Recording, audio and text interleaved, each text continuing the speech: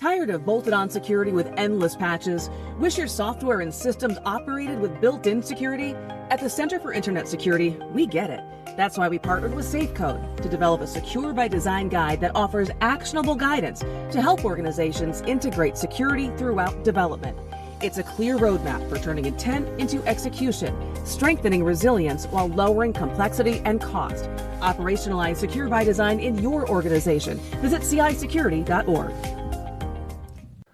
Hey, welcome back to the ITXP. I'm Chuck, and this is a show for IT professionals who want unfiltered, practical takes on technology, leadership, and the career stuff nobody else is talking about. If this is your first time here, welcome. If you've been here a while, you know what we do. So let's get into it. So last episode, I talked about a reconciliation task that came back completed but not done. We talked about delegation drift, the slow slide between what you intended and what the agent interpreted across dozens of small assignments, accumulating quietly until something surfaces that costs more to fix than it should have. I told you instruction quality is the only defense you have when the clarifying loop disappears. And that's still true. But here's what I didn't tell you last time. After I fixed my instructions, the drift didn't stop. It just moved. And when I traced it back, I found something that had nothing to do with the agent. If you're just joining the series, quick context. I've been writing about the leadership shift that AI is forcing on IT leaders. Not the tools, the leadership rethink. The whole series lives at techleadshift.com. And I bring it here on the podcast. Last episode was about delegation. Before that, it was about the leadership frameworks that break when you point them at a digital worker. This episode is where those two threads come together. So, I keep walking to the same room. Different meeting, different team, same pattern. A head of engineering is running a demo. The projected time savings are solid. The room is nodding. Somebody asks the natural follow-up about architecture drift or security gaps. The answer comes back, we'll monitor it. But nobody presses on what monitoring actually means for a system that runs 24 hours a day. It doesn't attend stand-ups and has no personal incentive to flag its own mistakes. I talked about this in episode 1, the pattern of organizations treating AI adoption like a tech refresh. Capability, cost, integration, same leadership playbooks they have always used for human teams. What I want to add to that today is this. When you bring AI agents into your organization, you're not adding neutral productivity tools. You're adding amplifiers. They don't absorb your culture. They inherit it. And then they scale it at machine speed. Everything I'm about to tell you was already true before AI showed up. I just couldn't see it at the scale I needed to see it. So here's the story. A few months ago, I asked an agent to summarize incident reports for the team. I prompted it for a professional tone, consistent formatting, and clean output. The outputs looked great, polished, readable, consistent. Weeks later, someone on the team flagged that the summaries were missing precision. Actionable details were being smoothed over in favor of readable prose. The kind of fuzziness that makes a report look professional, but leaves the next person without the information they actually need. The agent wasn't hallucinating. It wasn't broken. It was optimizing for exactly what I told it to optimize for. And the culture that had already been tolerating fuzzy status updates, the kind that look fine on the surface but leave gaps underneath, now had that fuzziness running at scale across every incident, every week, without anyone raising a hand. The agent never flagged it. Of course it didn't. It was doing its job perfectly. That's when I realized the problem wasn't the agent. So here's where I want to slow down for a minute, because I think most people hear the word culture and think about values on a wall or how teams treat each other in meetings. That's not what I mean. Culture is the shared assumptions, incentives, and behaviors that drive how work actually gets done. Not the stated values, the real operating system underneath. In IT specifically, culture is why tickets get written a certain way, why incidents get categorized the way they do, why some things get escalated and other things get handled quietly, why a report comes back polished instead of precise. That operating system has been running in your organization for years. Your people know it, they navigate it, reinforce it, and sometimes push against it. When you add AI agents, you add multiple amplifiers. They inherit the real operating system, not the stated values. They don't know the difference between the two. The gap between those two things is where your first AI leadership crisis is going to come from. So let me walk you through what this looks like in practice. Failure mode 1, a vague requirements culture. If your team already tolerates underspecified tickets, scope that gets figured out along the way, requirements that are good enough to start but not specific enough to finish, your agents are going to produce vague, inconsistent outputs at volume. Every unclear prompt produces drift. We talked about that last episode. Now multiply that across every automated workflow running in parallel. The drift doesn't compound linearly. It compounds across workflows. Failure mode 2, activity over outcomes.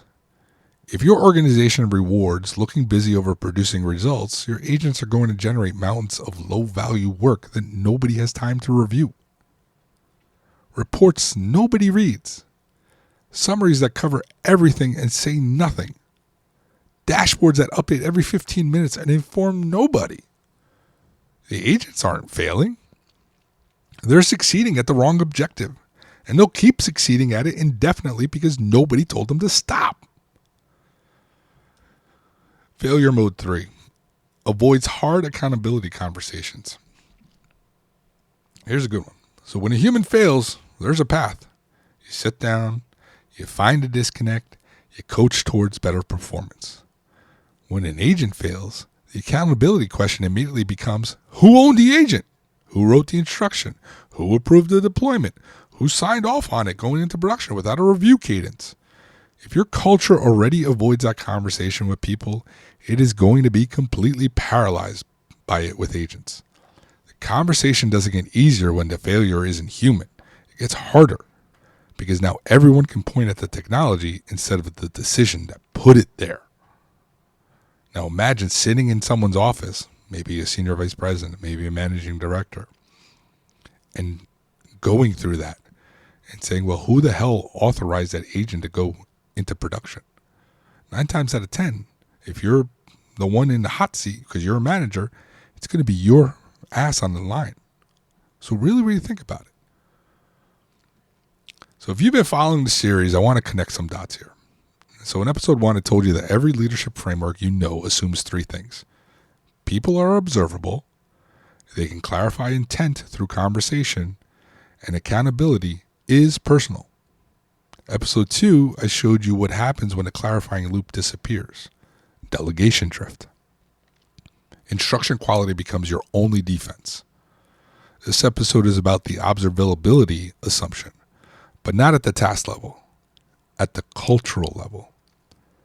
Your culture has been observable through your people, their behavior, their output, their conversations, their pushback. That's how you've always known whether the operating system underneath was actually running the way you thought.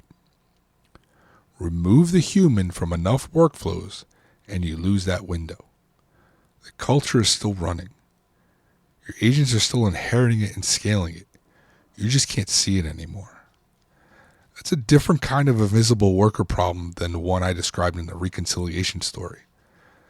That one about a single task. This one is about the whole system. And here's the part I want to be honest about. The incident report story wasn't just about an agent optimizing for the wrong thing. It was about me discovering that my team had been producing fuzzy incident summaries long before the agent arrived. The agent didn't create that problem.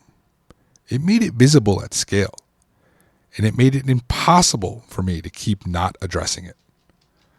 That's the most honest thing I can tell you about this. Some of what AI surfaces isn't a new failure.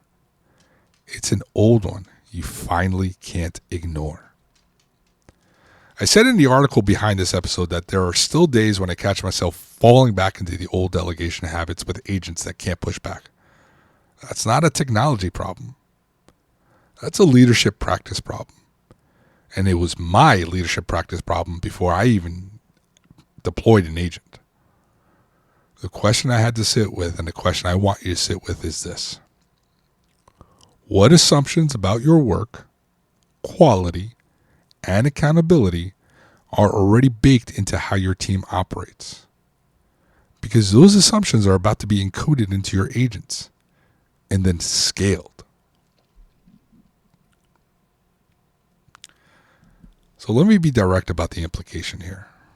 From day one, AI deployment is a culture initiative, not a technology initiative. That means before any agent goes into production, you need to be asking questions that have nothing to do with the model or the integration. What does good output look like? And have we defined it explicitly? Not generally, explicitly. What does drift look like for this specific workflow? And how will we know when it's happening? Who owns this agent when it fails? Not the vendor, not the platform team, the person accountable for what it produces. None of those are technical questions. All of them are leadership questions. And if they are not being asked before deployment, the agent is going to answer them for you, just not in the way you choose. Here's something I started thinking about after the incident report situation. Every instruction set I write for an agent now, I treat as a culture document. Precision over polish. Specificity over professional tone. Flag ambiguity before proceeding, not after. Surface what you don't know before you run to completion. Those aren't just prompt instructions. They're a statement about what this team values and how this team works. They encode the operating system I actually want running, not the one that drifted in over the years without anyone choosing it. You've been writing your culture into your processes for years. Every run book, every ticket, every escalation path.